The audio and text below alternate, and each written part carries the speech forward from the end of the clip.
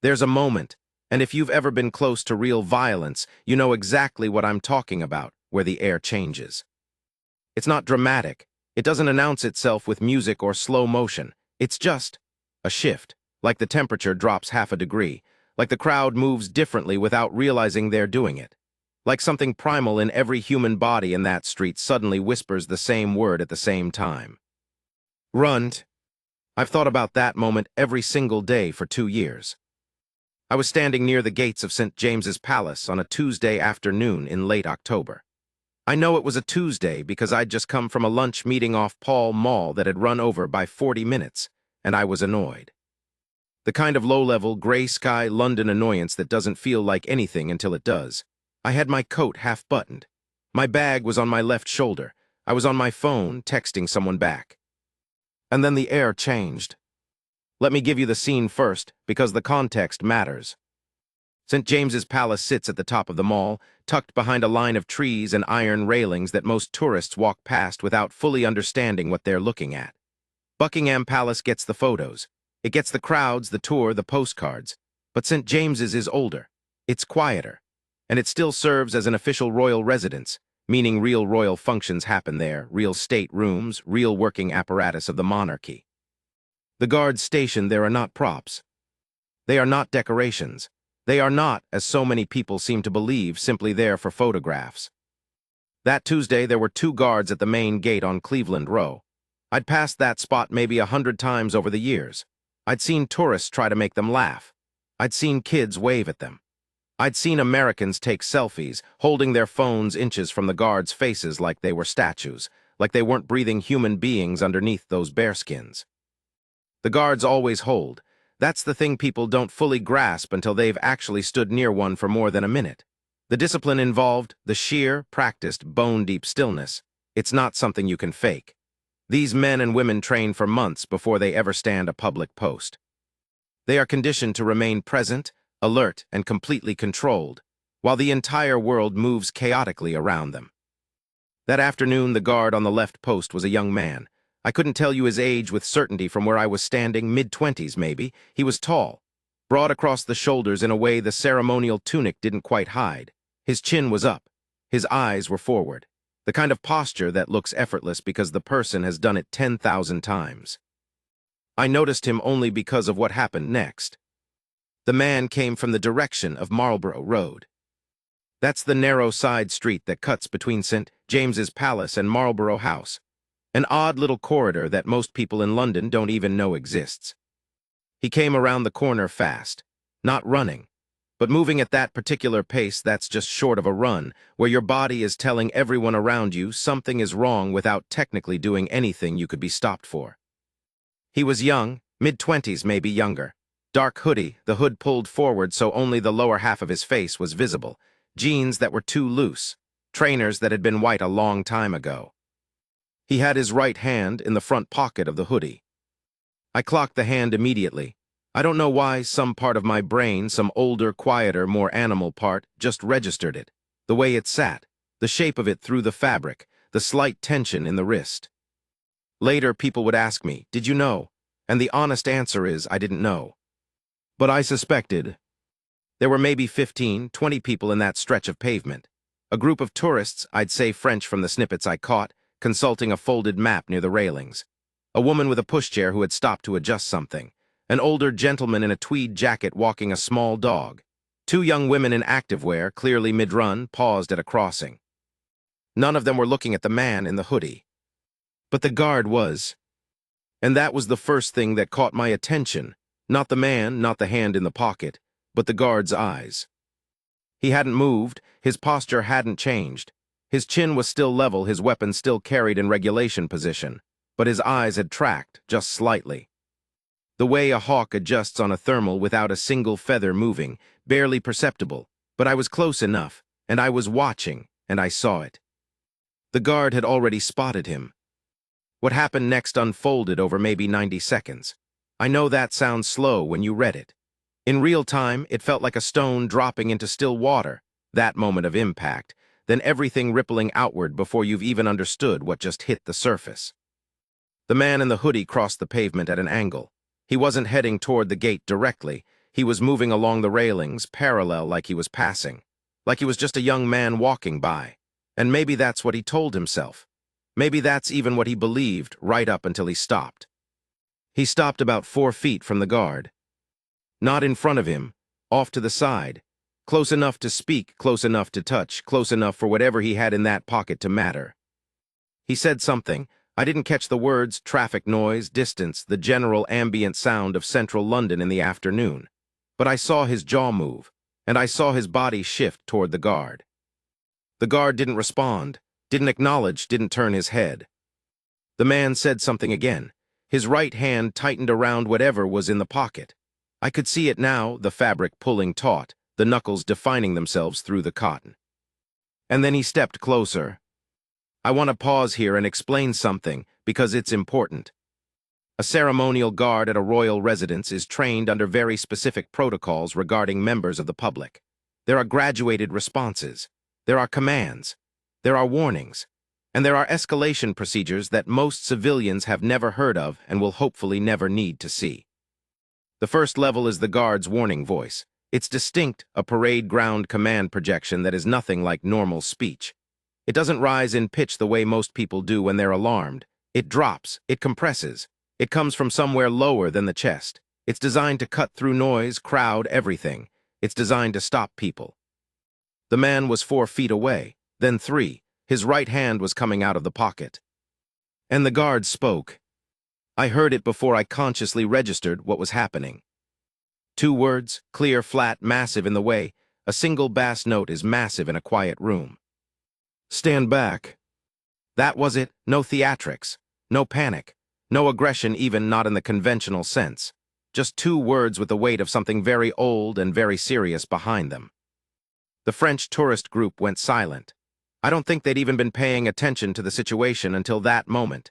And then suddenly they were, all of them, in the way that human beings freeze when the register of a voice tells them something is wrong. The man in the hoodie stopped. He hadn't expected that. You could see it, the small recalibration happening behind his eyes. He'd expected stillness. He'd expected the ceremonial immobility that television and postcards had sold him. He'd expected a prop. He took half a step back, but only half, and his hand was still coming. There was something in his hand. I saw it as it cleared the pocket, small, dark. A folding knife blade not yet extended, but the intent was clear. The thumb was on the mechanism. He was 1 motion away. What he did next, what he said next, I won't repeat in detail. It was the language of someone who has only ever practiced intimidation against people who had no training, no ground under their feet, no preparation. Someone who'd learned that showing something sharp made people fold. Someone who expected the world to keep working the way it always had. He was in the wrong place. The guard's right hand came up from his weapon position in a way that was, genuinely, beautiful in its efficiency. Not showy, not aggressive, not a lunge or a charge. It was controlled motion. It was the product of hundreds and hundreds of hours of drilled muscle memory. His posture shifted, weight redistributed forward, and he moved into a position that any trained eye would have recognized immediately. The man with the knife did not have a trained eye.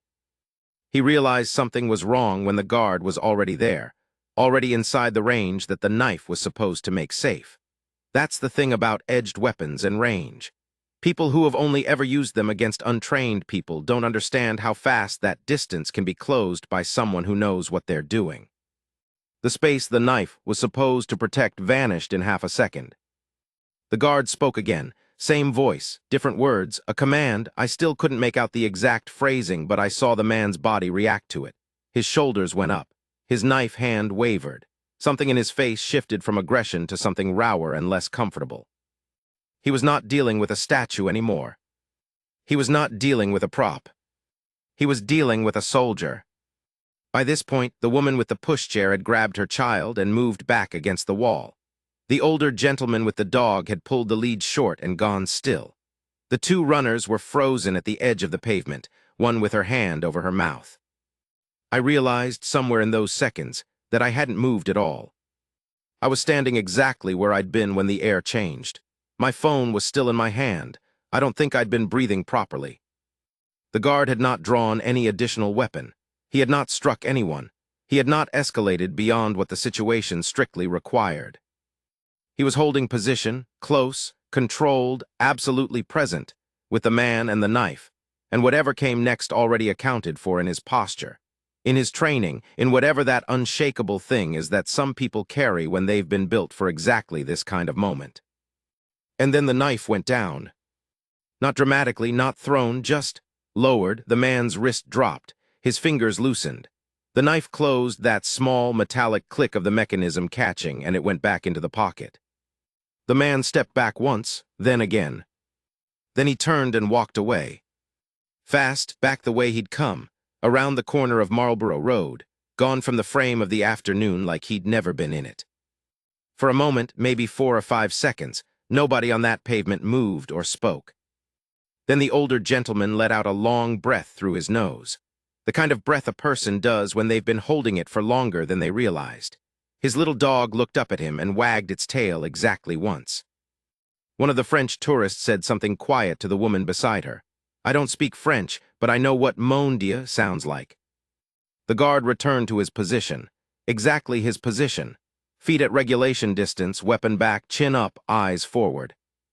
Like nothing had happened. Like the last 90 seconds hadn't existed. I stood there for another 30 seconds watching him, waiting for something to shift in his face, some exhale, some tension release, some human acknowledgement of what had just happened, some flicker. There was nothing. He was a wall. I called the police when I'd walked another 50 yards. I gave them what I had, the direction the man had walked, the clothing description, the knife. They thanked me and took the information. I found out later, through a friend of a friend with connections to the household division, that this kind of incident happens far more often than the public ever hears about. That the guards at royal residences deal with unstable individuals, aggressive tourists, people under the influence, people in genuine crisis all the time. Quietly, professionally, without making the evening news. Because that's what they're trained to do. Not to dazzle, not to perform. To hold. I walked home that evening through St. James's Park. The light was doing that late October thing where it goes amber and low before 4 o'clock, throwing long shadows across the water. Ducks moving on the lake. Office workers cutting through on their way to the tube. Normal, ordinary, London continuing as London does. I thought about the man in the hoodie. I thought about the moment his hand wavered. I thought about what he'd thought he was walking up to, a costume, a ceremony, a man who couldn't respond. And I thought about how completely, spectacularly wrong he'd been. There's a reason those guards stand the way they do. There's a reason they train the way they do. The stillness isn't weakness. The silence isn't passivity. It's something else entirely.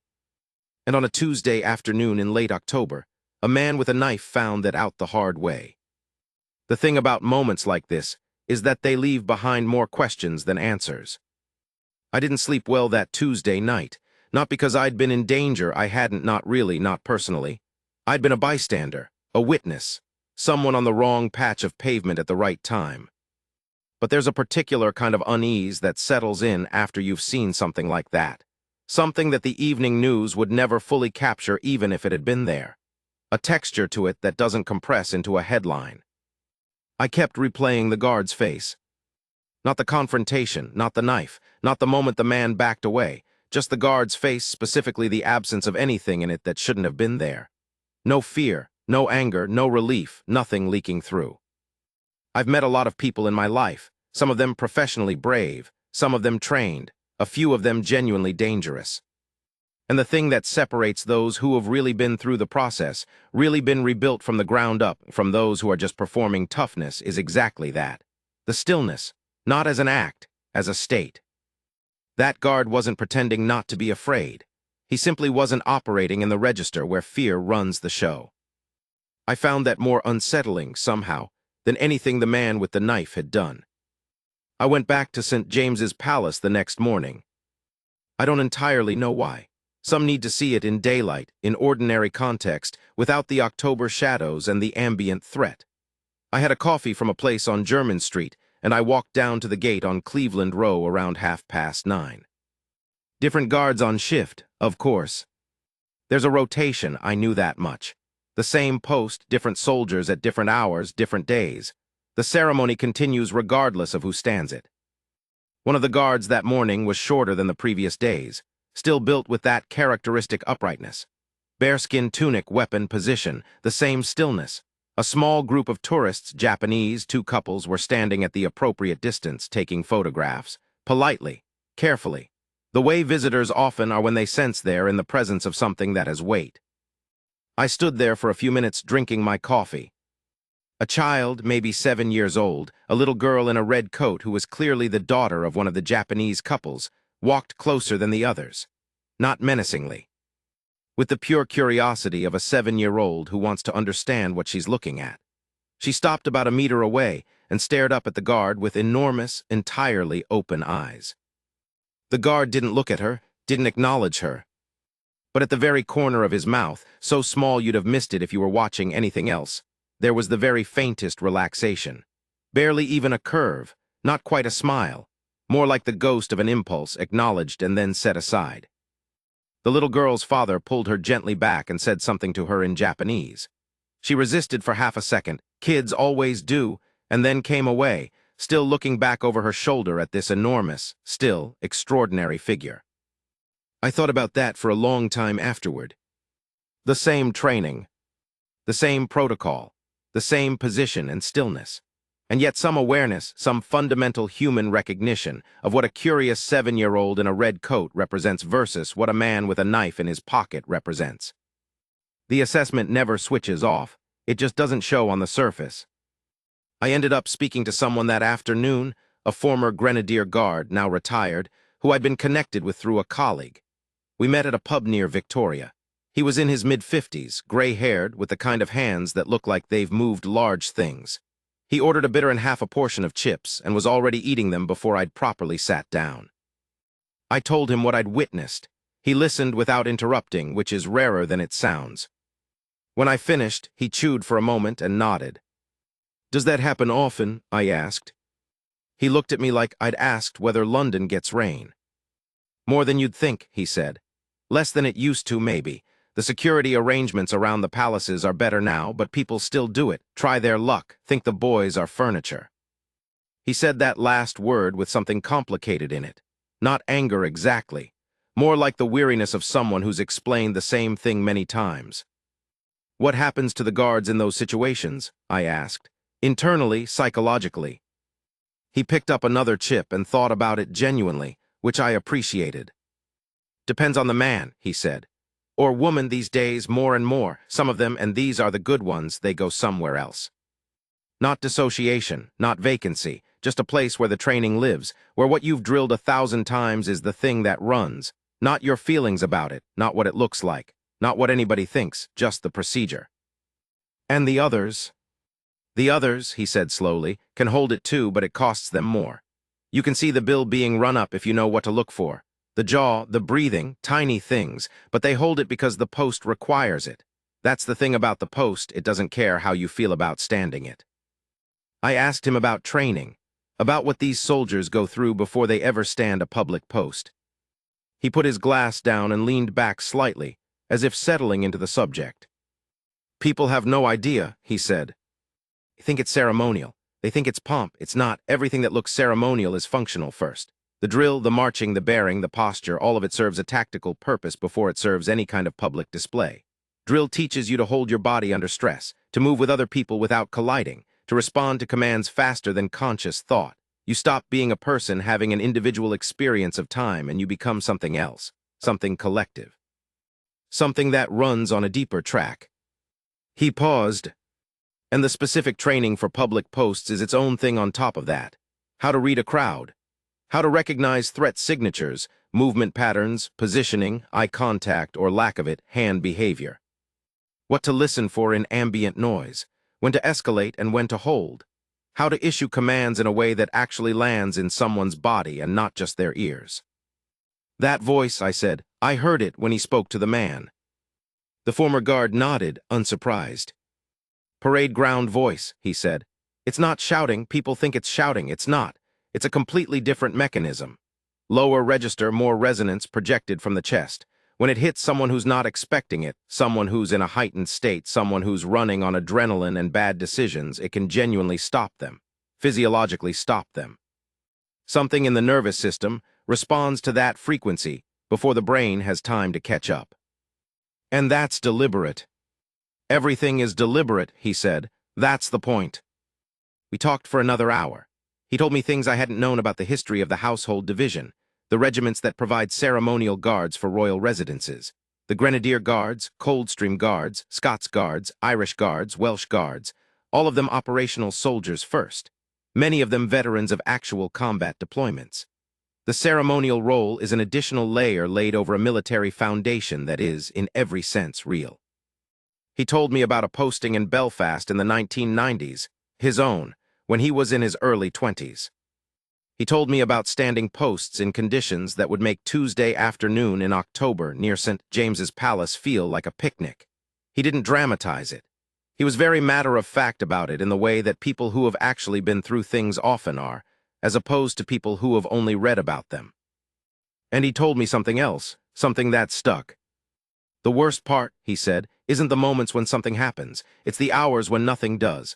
Standing that post for hours and hours and nothing occurring except tourists and pigeons and the odd pigeon that lands on your bearskin and you can't react. The training is for the moment of crisis, but the test is the hours before it. Whether you can stay ready, whether you can stay present.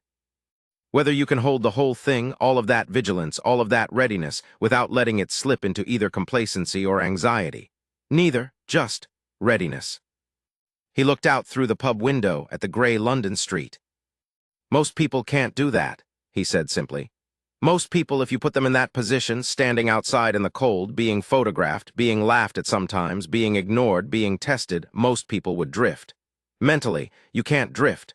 The minute you drift is the minute someone finds the gap. I thought about the man in the hoodie again, about whatever calculation he'd made before he turned that corner, whatever logic had constructed his assessment of the situation. He'd looked at the gate and seen a costume, seen a ceremony, seen a man whose job was to stand still and not react, seen something he could push. He'd been so precisely, so completely wrong. The discipline he'd read as passivity was the outermost surface of something that went fathoms deep. The stillness he'd mistaken for absence was the stillness of a coiled thing. The silence before the guard spoke had not been the silence of someone with nothing to say. It had been the silence of someone who had already, in the few seconds since the man had turned the corner, made a full threat assessment, identified the hand behavior, calculated distances, and gone to a state of readiness that the man didn't know existed. He'd walked up to a wall thinking it was a curtain. That evening, I went back through St. James's Park again. The light was different from the previous day, clearer, colder, a thin edge of real autumn in it now. The pelicans that live on the lake were visible in the distance, ridiculous and magnificent. A runner went past me on the path, earphones in their own world. I stopped on the bridge that crosses the lake, the small wooden one near the Duck Island cottage, and looked back toward the palace. You can see the flag from there if the right residence is in use. The trees were starting to turn just at the edges, that first bronze touching the green. I thought about what the retired guard had said, about readiness, about the hours before the moment, about holding something for a very long time so that when the moment comes, you're already there. It seemed to me that there was something in that, something that applied beyond soldiers and gates and bearskin caps. Something about the kind of endurance that doesn't announce itself, doesn't ask to be recognized, just holds. The flag moved in the wind. Somewhere behind me, a child fed a duck. London carried on.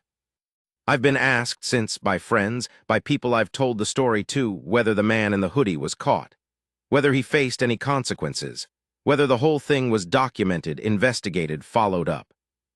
The honest answer is, I don't know. I gave my witness account to the police.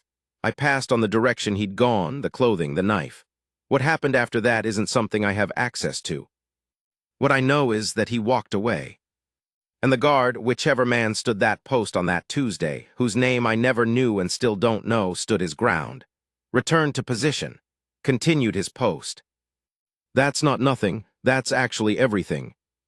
There's a version of this story where we focus on the drama, the knife, the confrontation, the moment of threat, and I understand why it's the part that moves fastest, hits hardest, stays in memory. But the part I keep coming back to is the after, the return to position, the resumption of stillness. Because that, more than anything, is what training produces. Not just the capability to handle the moment of crisis, but the capacity to carry on afterward, to absorb what happened and let it settle back into the posture, the routine, the holding. I think about that guard at 9 in the morning the next day, or maybe it wasn't him. Maybe it was another guard, the rotation continuing, standing that same post, while a little girl in a red coat stared up with enormous eyes. Still there, still holding. No drama, no acknowledgement.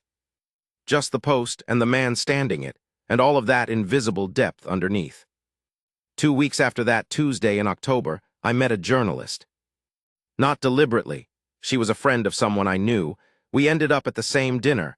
I mentioned what I'd seen because it came up naturally in conversation about London, about the places you walk every day and what's beneath the surface of them.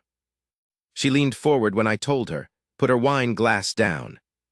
"Did you get anything on your phone?" she asked immediately. I told her I hadn't. I'd been not paralyzed, that's not quite right, too absorbed in what was happening to do anything as rational as press record. I don't think that makes me unusual.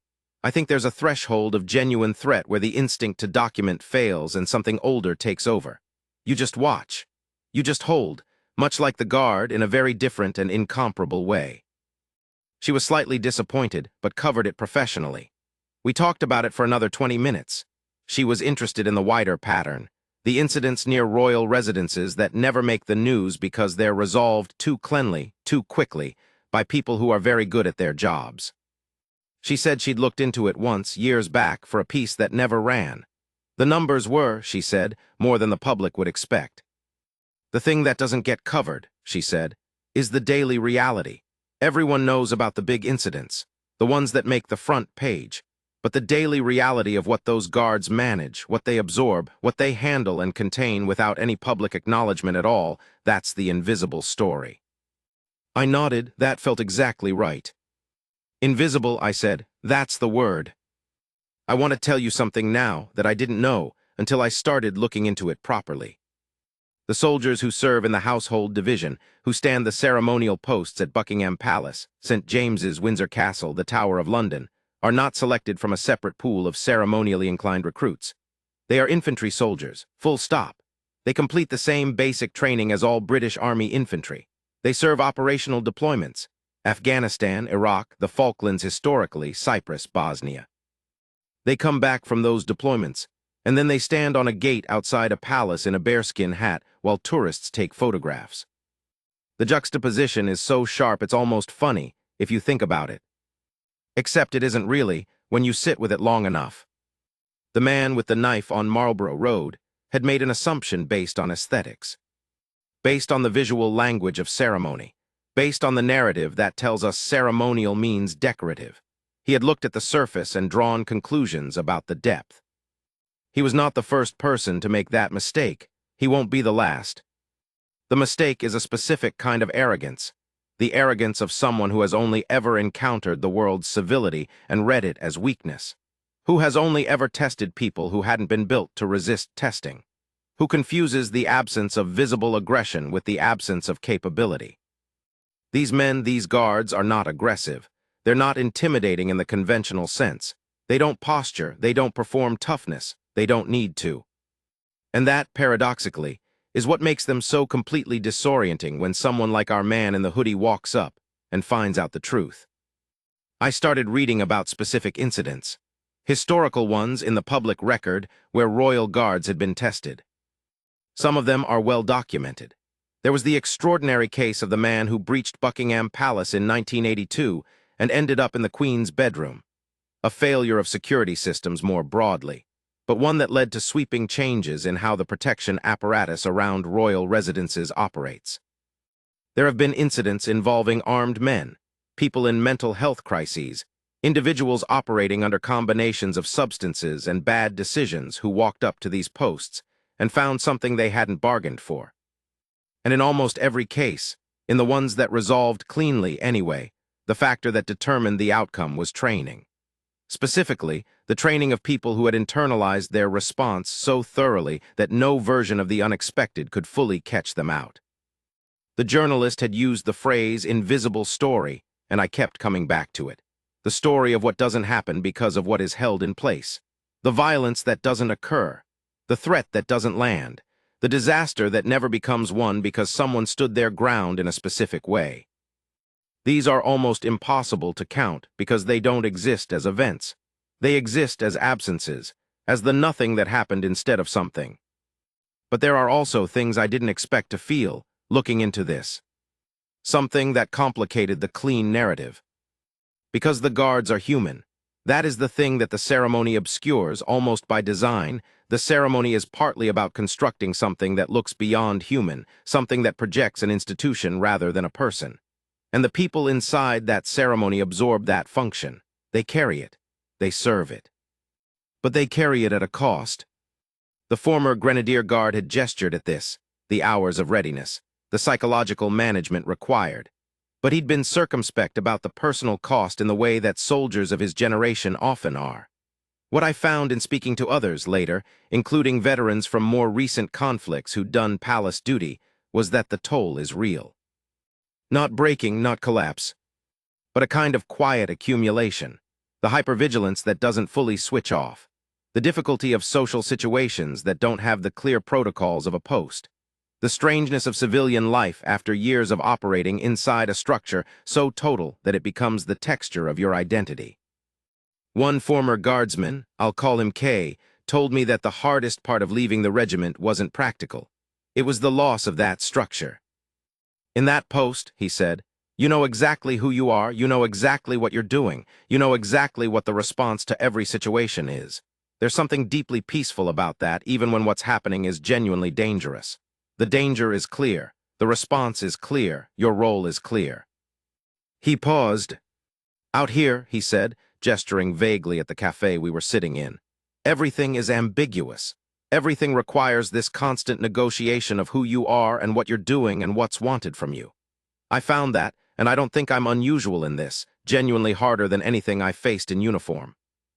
I sat with that for a moment. And yet, I said, you went back, you stood those posts again after deployment. Every time, he said without hesitation. Why? He looked at his coffee cup and then back at me. Because you don't leave your mates, he said simply. And because the post needs standing, someone has to do it, and if you're the person who knows how and who's been trained and who can hold it, then it's you. That's all there is to it. On my way home from speaking to Kay, I walked through Green Park rather than taking the tube. It was a different Tuesday, 6 weeks after the first one, now deeper into November. The trees were bare. The ground was soft with fallen leaves that the rain had flattened into a kind of papery carpet. Dog walkers. A man sleeping on a bench with a coat pulled over him, a small pile of possessions beside him. Joggers.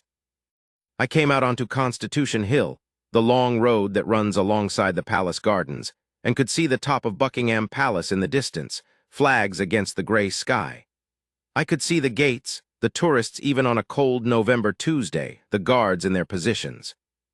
From this distance, it all looks exactly like the postcard. Exactly like the symbol. The ceremony, the institution, the centuries of it all composited into something photogenic and slightly unreal. And I thought about what lives underneath that image.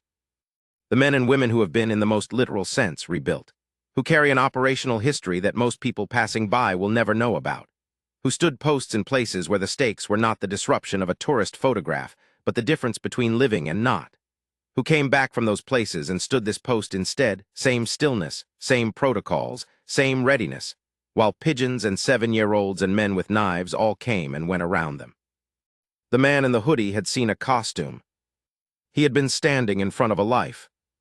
There's something I want to say carefully, because I don't want to romanticize this.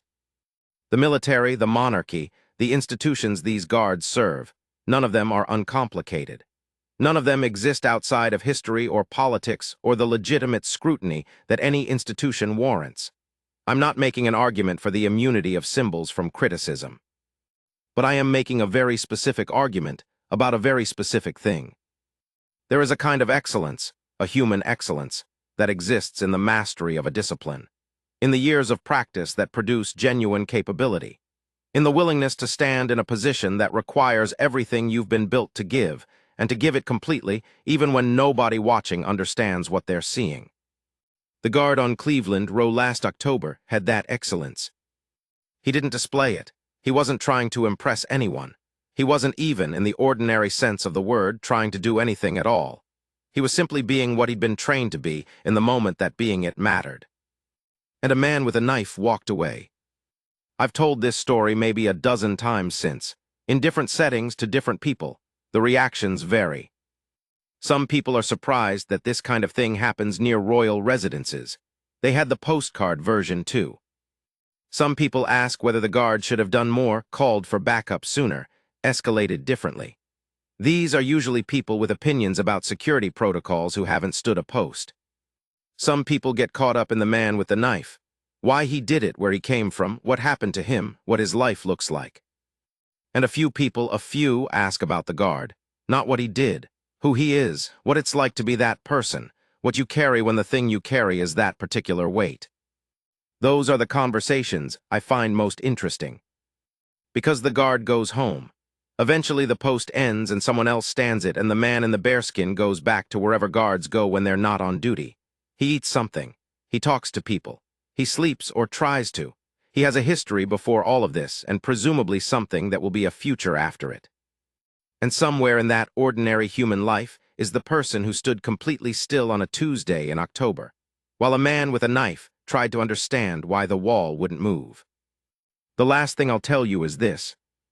About 3 weeks after all of this, I was walking through Westminster, completely different part of the city, different errand, nothing to do with royal residences or guards or any of it. I was on my way to a meeting near Victoria Street, and I passed a group of tourists gathered around something on the pavement. The usual cluster, phones out, a bit of excitement, jostling gently for position. I slowed down and looked. A guard was marching. Not at a post. This was the changing of the guard procession, the formal ceremony, the regiment moving in formation from one location to another with all the noise and color and brass music that the occasion commands. The tourists were delighted, cameras everywhere. A child was being lifted onto a father's shoulders to see over the crowd. Someone was saying something in Italian with an exclamation mark in their voice. I watched the guards march past. Their faces gave nothing. Their bearing was exact. Their arms swung in perfect synchrony. The sound of the boots on the road had a rhythm that you felt as much as heard. A woman next to me, a tourist American accent, somewhere in her 60s, turned to her companion and said, "Aren't they wonderful? It's like they're not even real." And I thought, yes. And I thought, you have no idea. They are real. They are entirely, completely, profoundly real. The ceremony is the surface. Underneath it is something that doesn't make the postcards, doesn't fit on a fridge magnet, doesn't photograph cleanly. Underneath it is the man who stood his ground while a knife came out of a pocket on a Tuesday afternoon. Underneath it is the voice that said stand back and meant it in every possible direction that phrase can mean. Underneath it is years and training and the quiet accumulated cost of readiness. The man with the knife made the mistake of looking at the surface and thinking that was all there was. There is never in these men, in this institution, in this peculiar and ancient thing, there is never only the surface. There is always something underneath. And on some Tuesday afternoon in October, standing on a London street you might walk past 100 times without noticing, you might find out what that something is. The man in the hoodie found out. He was lucky that all he lost was his nerve.